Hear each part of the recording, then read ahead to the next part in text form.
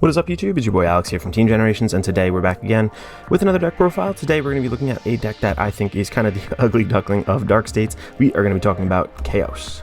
So even though Kheios might not be the absolute tier 1A meta crusher that a lot of people are looking for all the time, I think it's good to sometimes take a step back, look at some of the most or the more unpopular decks, and really just give them a shot, because you could be surprised. And that kind of was my scenario in my case with this deck over here. I actually found myself taking games off some of the best decks in the format.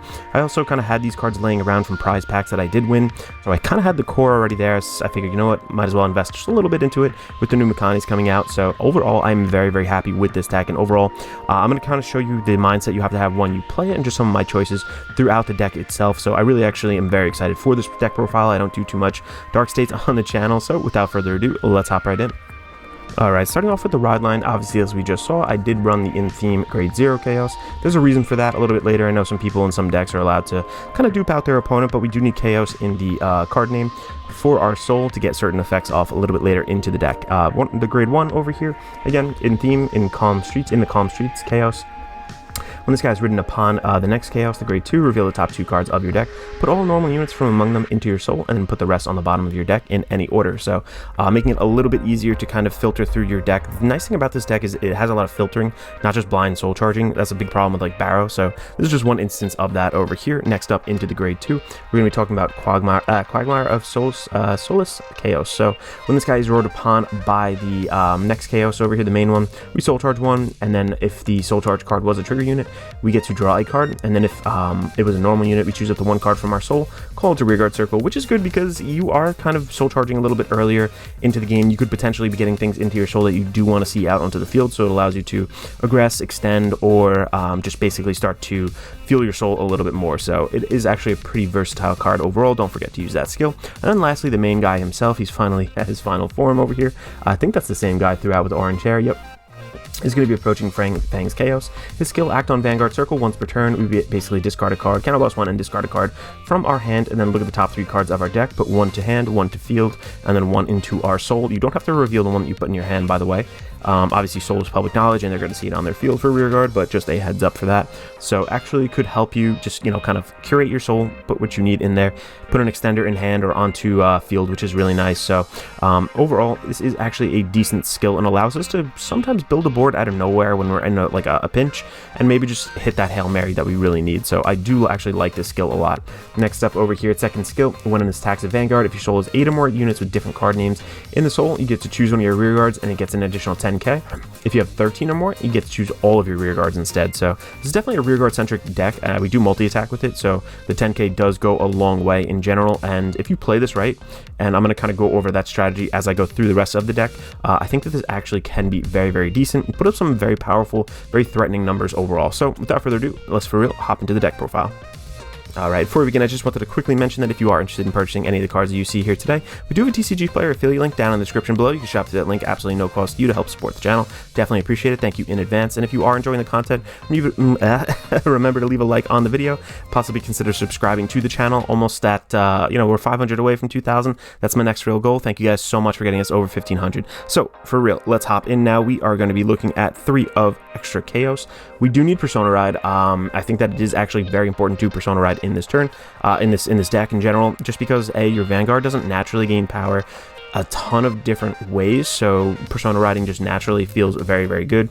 On top of that, you are making use out of an extra 10k, so if you're on a Persona Ride plus you're getting its second skill off, everything's going to get that extra 10k, so that's an extra 20k to your front row, which will be making 2 attacks overall. So I really actually do like that skill. Yeah, you just need a Persona. I don't think it's really that much of a debate. I think 3 of that is necessary in the main deck. Oddly enough, for a Highlander deck, we still do run some 4-ofs. There are some consistency pieces we absolutely need to see. This being one of them. This is the Glitter over here. So this is going to be Cool-Headed Executor Makani. This is the original one. So when this guy is placed on Rearguard Circle, Counterblast, Soul Blast 1, choose one of your opponent's rear guards with the same grade as the Soul Blasted card for this guy, for that cost, and then retire it. So overall, I don't really use that too much. If you really need to snipe something off their board and you feel like that is a good play, sure, go for it, especially in the later game that you could start to get away with it. But we do need to conserve Counterblast and make sure that like our other skills are kind of live. Its second skill over here, auto on rearguard circle. When your Vanguard attacks, if your soul has 8 or more units with different card names, you get to stand this unit, and if we stood this unit, put this unit into your soul at the end of turn. So it clears the front of your board, so it doesn't really give them other places to swing into, which is really nice. But just again, the multi-attack. So base turns, you know, if you're not Persona running your first turn up, even if you're on that 13, its first swing unboosted is just going to be 13 unless you've powered it up with some other cards over here, which will go on. So just be aware of that. It feels like a little bit of like an annoying poke in the beginning, but I think that's the way you have to approach this. You have to realize that all throughout this deck, as I go through it, this is an aggro deck 100%. You have to aggress from the early to get-go. Your aggro isn't really just wasting cards from hand either. It really, every card in here either adds to the soul, thins the deck for certain things, and just really kind of fulfills Kheios's skill over there, like the requirement. So aggressing does not equal just, you know, a hard neg from your hand. You are still working towards a goal, even if you are aggressing them. And these little pokes over here, just like I'm playing Jewel Knights in V series right now a lot, you know, you just want to poke, start to whittle them down. And you don't have the huge Vanguard swing, but we do have 2 big rearguard columns, and shields are a lot less in this format in general. So I think that 4 of Makani is absolutely necessary and actually good on the second stand-up. Next over here, starting to get into some of our one-ofs. We were looking at one of Time Jarrett Dragon. Just a solid grade 3 overall. When this guy is placed on rear, put a card from your hand into your soul, draw a card. Again, just, you know, random name, unique name into soul, getting that 13, working towards that 13, and drawing a card, so you're not actually like hard negging or anything like that. Possibly, you know, potentially like extending, possibly putting different things into soul. There's a lot of different plays with this actually, in terms of the Makane, which you could pop out, the grade 1 Makane, which we'll kind of go over in a little bit. Maybe I'll do a little demo at the end, but overall, this is actually a very useful card and can set up a lot of scenarios. Unfortunately, we do have to kind of Highlander a lot of this deck, so we only run 1 of them. But next up, we're going to get into the grade 2s, and of course, I'll go over all of my decisions. Over here, we're going to look at Curling Sword Dance Kegra, something like that. I think that's how to say it. Then this guy's placed on rear, perform all the following: 7 or more units in my soul. It doesn't have to be unique names. Counterblast 1, discard a card from our hand, choose a card from our soul, put it into our hand, and soul charge 1. So you're not, you are, you know, getting rid of something from your soul, but you're soul charging 1 back in. And assuming that, you know, you chose the right card, that card that you put into your hand is going to add more to your soul and just really start to give you a little bit more of an extension on your turn. And then most importantly, I feel like that skill is decent, but as a counterblast and as a discard, you don't always want to do it. More importantly, in the later game, I just find that like our numbers aren't absolutely great. The 13 or more is pretty easy by your second grade 3 turn, at least, if not the first. And all your front row units get an extra 5k until the end of turn. So I know that's just on the initial swing, but actually, if you're swinging with the Makanes, if you like replace him or whatever, you could get an extra like 5k both times throughout both of your Makane swings. So it'll be 1, 2, you know, your Vanguard then gives them power when they restand and whatnot. So I actually find that this is a decent card overall. Again, extension, a little bit of power. Next up over here, something very unique. I don't know if a lot of people are playing this. I don't see many Kheios lists in general at all. So I was kind of, you know, left to experiment and really playtest a lot with this deck. So I found that I did need this card. This is going to be Crimson Expeller, I think that's how to say it. On rearguard, when it attacks, soul charge 1. So again, if you need to aggress, it's fine. You're still soul charging. You're pretty much soul charging. You can. It's okay to soul charge blind in this deck at this kind of level, at like a multi-level, you know, like a boost kind of thing. The Pandemonium, not really, but this is fine. In your soul, more importantly, act in your soul, counterblast 1, put this card into your drop, soul charge 1, so it replaces itself, and then choose one of your Vanguards. Gets 10k until the end of turn. Not a lot in this deck gives your Vanguard power, like its own skill for Kheios. It does not give it power, so just a heads up on that. Outside of Persona and like one or two other orders in general, there's really not that gives a lot of power. So your Vanguard is kind of weak in this, and this really helps kind of patch that. And there are ways where you can kind of, you know, that might be in your soul, might be in your hand. Again, Jarrett Dragon works with him, putting it in there when you're ready to pull the trigger on what you perceive to be your kill turn. You can definitely use him. Next up, I think this came out of the trial deck, if I'm not mistaken. Yeah, trial deck for the Jejuled. This guy over here, auto. This is Ultrasound Siri. It's a skill auto when this unit is placed on rear. Counterblast 1, look at the top 3 of your deck, choose a card from among them, put it into your soul, and then shuffle your deck. And if your soul has 4 or more cards of different grades, draw a card. This is actually even decent early on into the game, because if you're on the grade 3, you know, you pop this down, or, you know, even later in earlier into the game, different points, you know, you could soul charge a lot of different stuff. You can kind of, you know, rig the top 3 for what you want, put that in to get that draw. So again, not like a hard neg.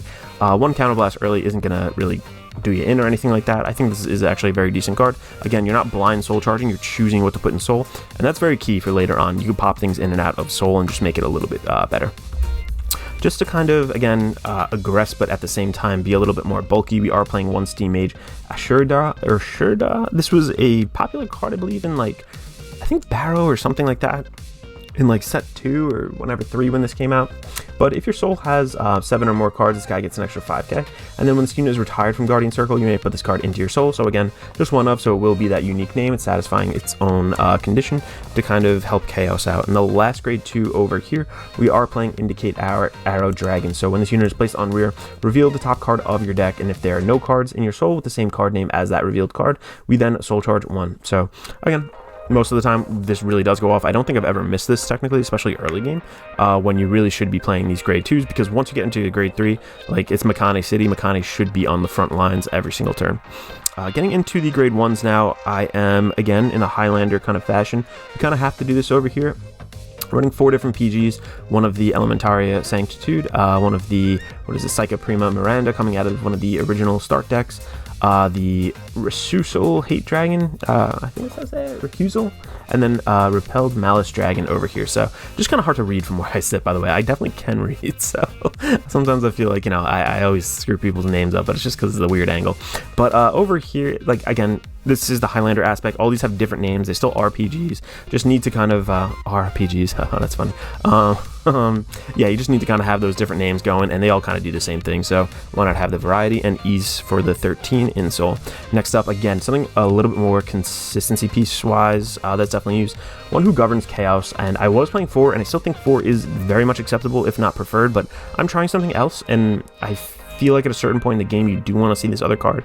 I'll go over it in just a second, but this guy over here, this is a promo card, FYI. It's really not expensive. I think it's, you know, $1 or $2, whatever. It's not like the $60 promos that we have now. It's a whole different tangent.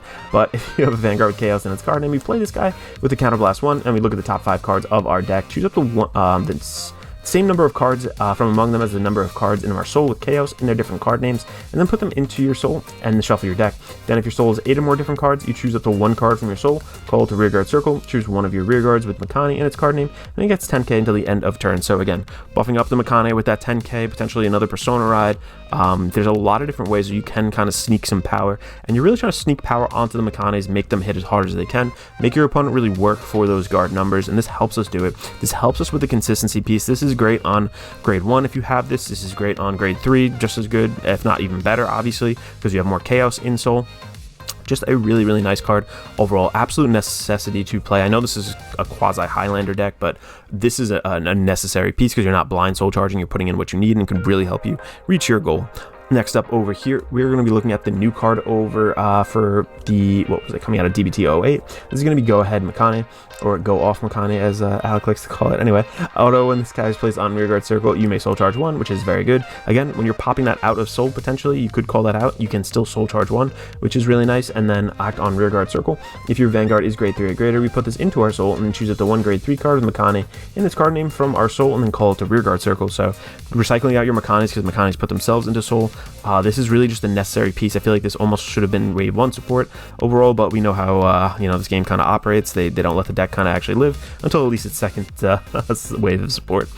In soul though, also when you count your names of different card units, this actually counts as a unique name, so you can have 4 of these in there. They'll still count towards that 13 even though they all have the same name. So very, very good card, absolutely necessary. This is a huge card, extends your plays, gets you the cards that you need. Absolutely 100% necessary. Next up, again, kind of going into the Highlander cards here. I'll try to go a little bit quick. Friend of the Netherworldling. This guy is placed on rearguard circle. Look at the top 2 cards of your deck. Choose a card from among them, put it into your soul, and put the rest on the bottom of your deck. So again, bringing the top 2, which is pretty decent overall. Again, selective soul charging. This one I think is expensive. I think this came out of the trial deck. I actually was lucky enough to pull the holo. I think this is decently expensive overall. I'm sorry about that. And next up over here, this was actually the participation card, I think, for standard. I'm not 100% sure, but at the end, this is Tangle Venerer, I think, yeah. Auto, at the end of the battle, this unit boosted, put this unit into your soul. Choose one of your units, and it gets 5k until the end of turn. Helping you aggress if you put down a full board a little bit earlier into the game, getting that 5k, so, you know, hit a trigger, you know, whatever, your opponent guarded the first one, boom, boom, put the trigger power on something else. Now it becomes, instead of like just an 8k or a 10k, it becomes a 23 or a 25k, which is okay overall. It's not like the biggest plus in the world, but this is also decent for Makane a little bit later into the game as well. You can boost your first Makane, and then put this into your soul, give the other Makane at least a 5k, and put a big booster behind it, which we'll kind of go over what those will be in a second. Over here, next up, we're going to look at one of this. This is an interesting card and not always necessary, but again, really helps us fulfill for pretty much free our requirement that I'm always talking about. Act on Rearguard Circle. This is Evil Eye Prohibition Queen Lu.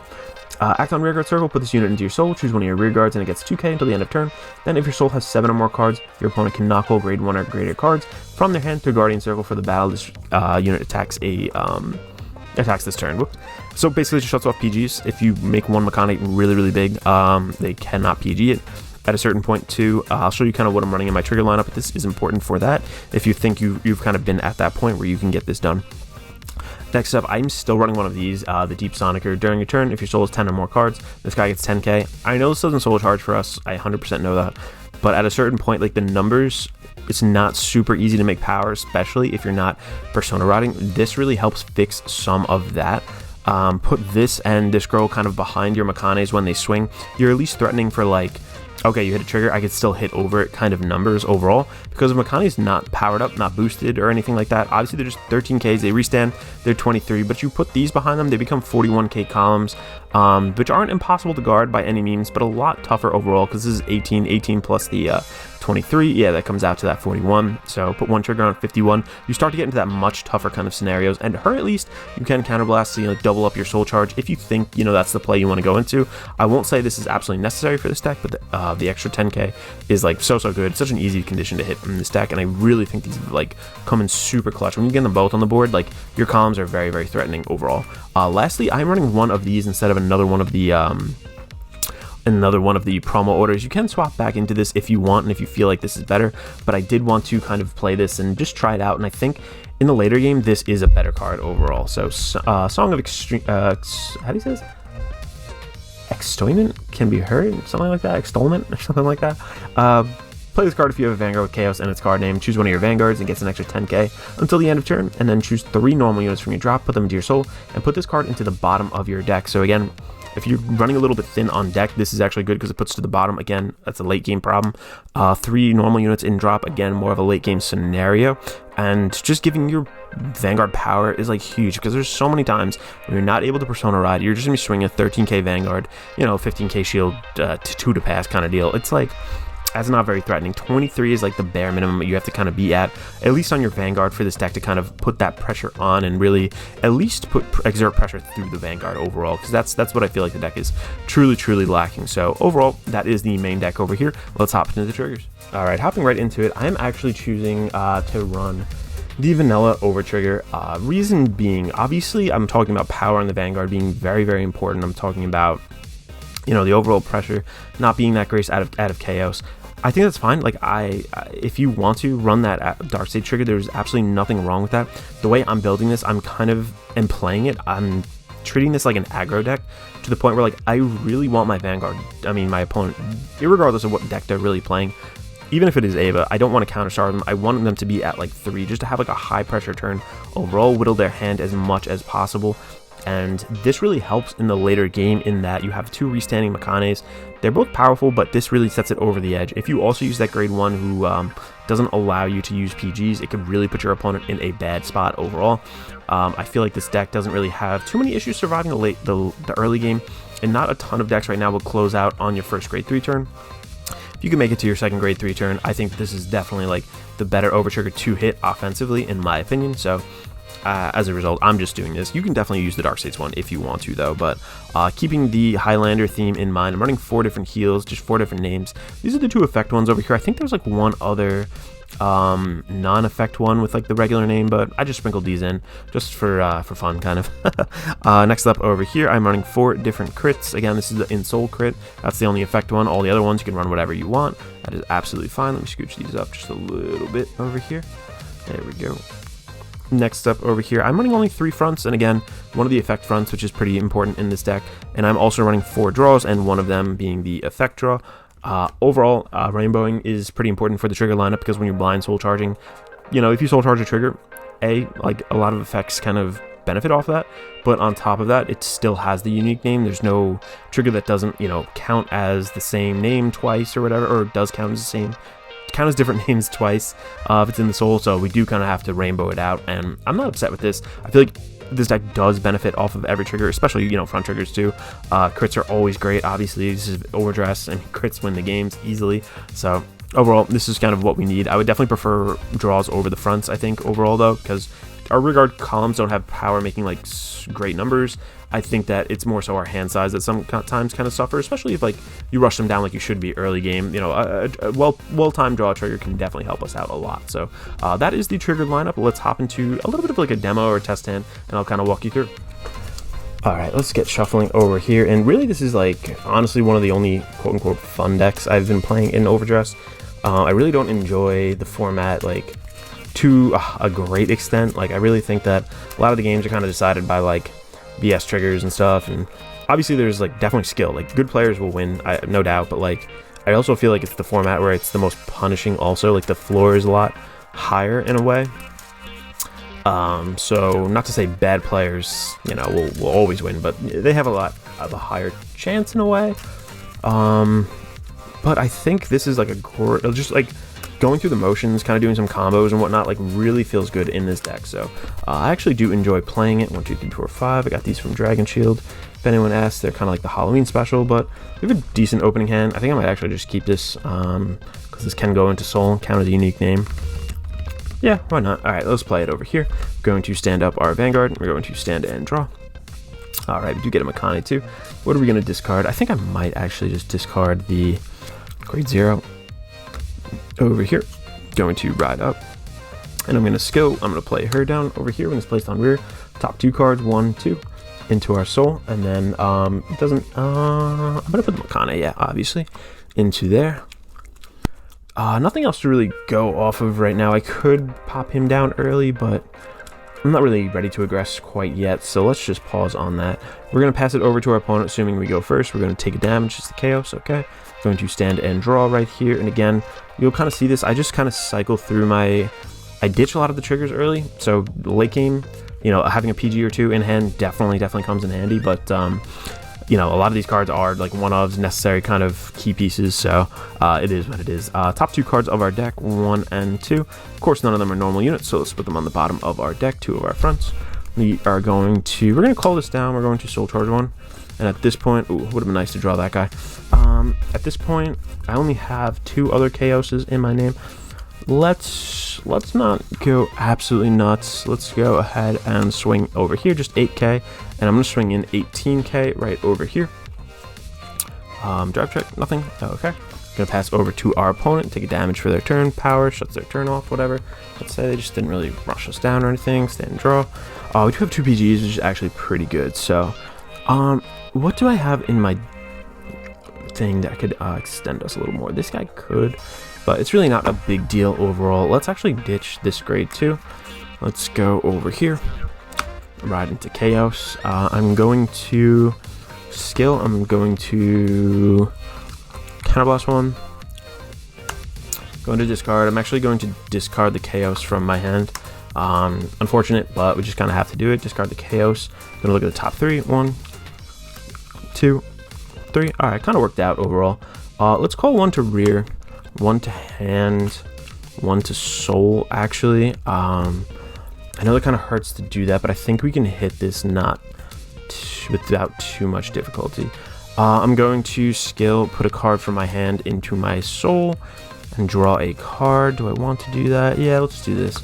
Over here, into soul, draw a card. All right, not too bad. We are going to put this into our soul. We are going to pop out a Makani. I'm going to swap these 2. We are going to counterblast 1, use the order. We're going to look at the top 5. 1, 2, 3, 4, 5. And I have 4 unique Kheios names in my soul. So I get to choose up to 4. I'm going to choose those 2. I think I'm going to choose these 3. Let's count how many things I would have then. So it's 1, 2, 3, 4, 5, 6, 7, 8, 9, 10. I would have 10 right here. So I'm just going to do that. I'm going to go ahead and do that. Let us go ahead and shuffle our deck back up.